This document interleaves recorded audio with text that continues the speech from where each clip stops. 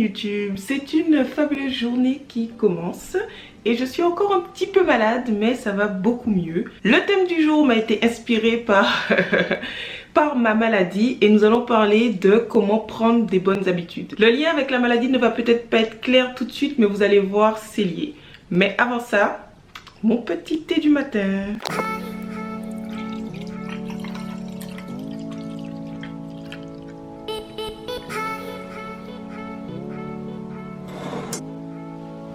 Le thé du jour, c'est du maté vert. C'était mon thé préféré et j'ai vachement réduit la consommation parce que j'avais lu qu'il y avait des conséquences écologiques à la production du maté vert ou quelque chose comme ça, quelque chose qui n'était pas top pour la planète ou pour les personnes qui vivaient près des cultures de maté vert. Là, je finis mes réserves en attendant de faire mes recherches pour savoir si c'est vrai et ou s'il est possible de trouver du maté vert qui fasse partie du commerce équitable.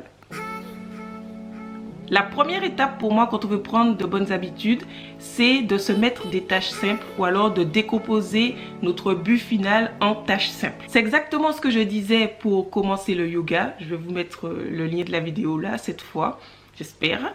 C'est que si vous vous dites juste je veux faire du yoga parce que vous visualisez des postures qui vous paraissent très compliquées sur le moment. Si vous vous dites juste je veux courir un marathon alors que vous n'avez jamais fait de course à pied, vous n'allez jamais commencer, vous n'allez jamais prendre de bonnes habitudes parce que la tâche va vous paraître insurmontable. Par contre, si vous décomposez votre but final en petites tâches simples du style le premier jour, je sais pas moi, courir ou marcher 10 minutes suivant votre niveau actuel, vous allez y arriver. Pour le yoga, ma première étape était vraiment pas une étape de yoga puisque c'était trouver une plateforme pour commencer le yoga. Et ça marche pour tout. Si vous vous dites que vous voulez faire plus de choses maison, vous n'allez certainement pas commencer. Alors que si vous vous dites que vous voulez commencer à faire votre pain, c'est déjà un peu plus clair, c'est déjà un peu plus précis. Il faut tout simplement que vous décomposiez votre tâche, votre but final, en des tâches qui vous paraissent surmontables et que vous pouvez visualiser. Ça sonne. Je crois savoir ce que c'est.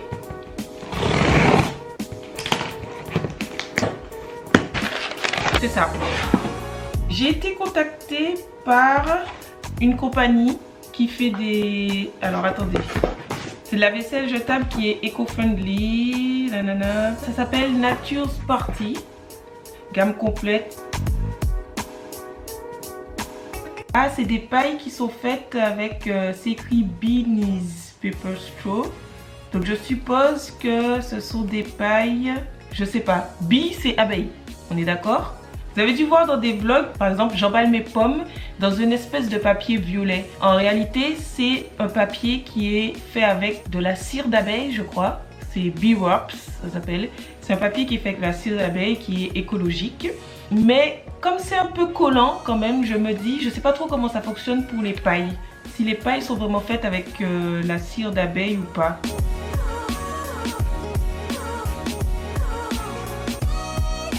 Du coup, je vais le garder précieusement pour l'occasion parce que je trouve que l'idée est très très sympa.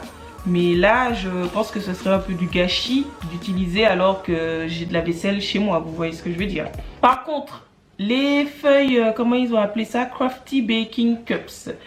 Ça, je pense que c'est pas trop mal parce que ça a l'air d'être fait en papier recyclé. Et de toute façon, j'utilise du papier cuisson. Donc ça peut être pas mal à utiliser tout de suite. J'ai oublié de préciser au début de la vidéo, mais comme je le disais dans ma vidéo sur le yoga, l'étape numéro 1 pour prendre de bonnes habitudes, c'est juste de commencer. Il faut se décider à commencer. Souvent, on se dit qu'on veut commencer quelque chose et on commence jamais. Je ne vais pas redire tout ce que j'avais dit dans la vidéo, mais voilà, étape 0, commencer. Étape 2, faire des tâches simples, décomposer en tâches simples. Je suis en train de faire de la brioche. Je pense que ça soigne tout la brioche.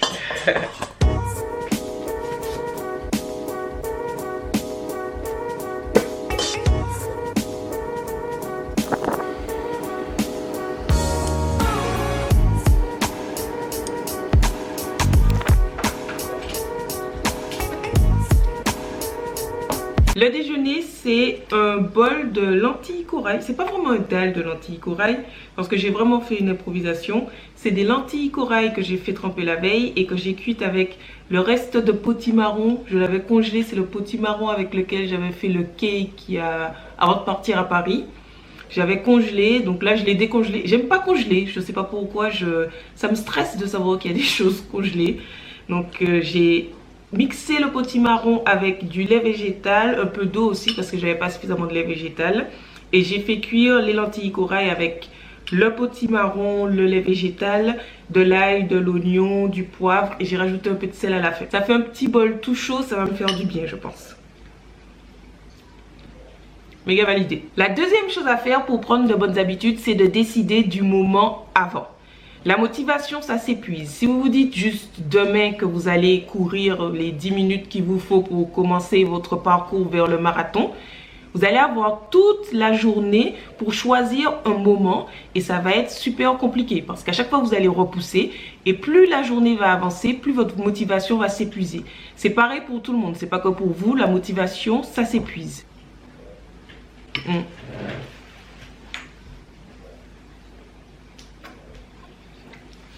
Ce qu'il faut faire, c'est décider au préalable, la veille, que le lendemain, vous allez faire votre course de 10 minutes, etc. à tel moment. Ça nous amène au troisième point qui est proche du deuxième point, mais avec une petite nuance, qui est que le moment que vous devez décider, le mieux c'est de l'implémenter à une habitude qui est déjà existante.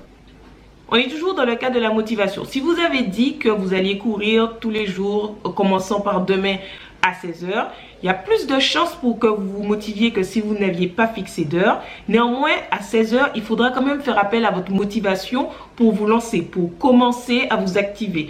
On ne sait pas, à 16 h, peut-être que vous serez sur votre canapé, peut-être que peu importe, mais il faudra vous décider à 16 h.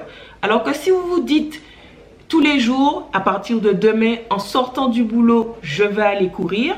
C'est pas pareil parce que vous êtes déjà dans l'action de faire une habitude qui est de sortir du boulot. Vous êtes obligé, vous n'avez pas envie de rester dormir au boulot. Et donc, c'est beaucoup plus facile d'enchaîner avec la nouvelle habitude d'aller courir derrière. Ça fait beaucoup moins appel à votre motivation parce que vous êtes déjà dans une suite d'actions. Pour résumer, ce qu'il faut faire, c'est décider avant du moment où on va instaurer cette habitude et de l'implémenter après une habitude déjà existante. Quand j'ai voulu commencer le yoga, ce que j'ai fait, c'est que je me suis dit, tous les matins, au réveil, je fais du yoga. Clairement, tous les matins, je suis obligée de me réveiller, sauf si je suis morte.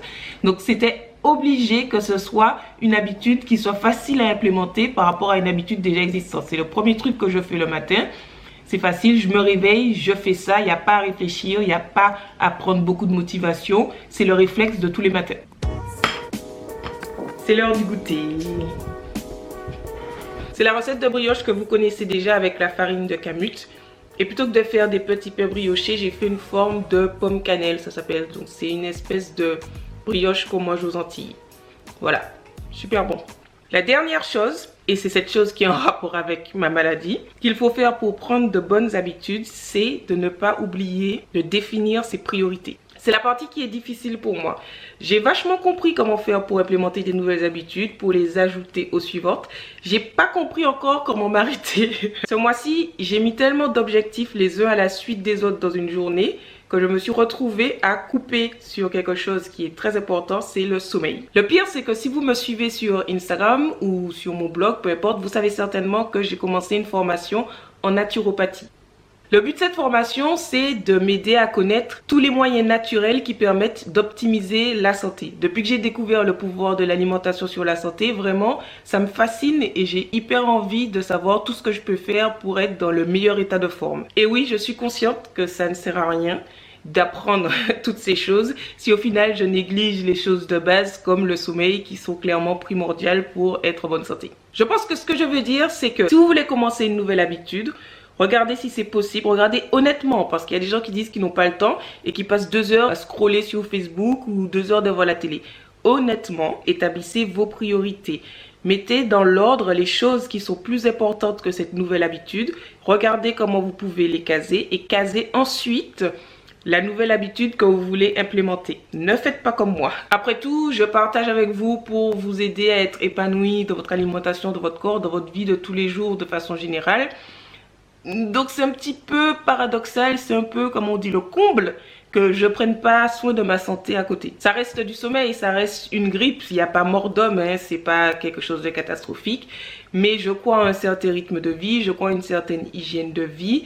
Et là, c'était clairement pas l'idéal. Voilà, j'espère que cette petite vidéo vous a plu. Dites-moi dans les commentaires si ça vous a aidé, si vous avez du mal à prendre de bonnes habitudes ou si au contraire, vous êtes comme moi à avoir du mal à arrêter de vouloir faire plein de choses dans la journée. Merci beaucoup d'être là, merci beaucoup pour votre soutien et je vous dis à demain pour une nouvelle vidéo.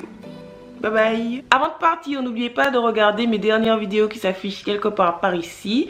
N'oubliez pas de regarder dans la barre d'infos parce que j'y mets mes réseaux sociaux sur lesquels je partage tous les jours. Et laissez-moi un petit message si vous avez une question.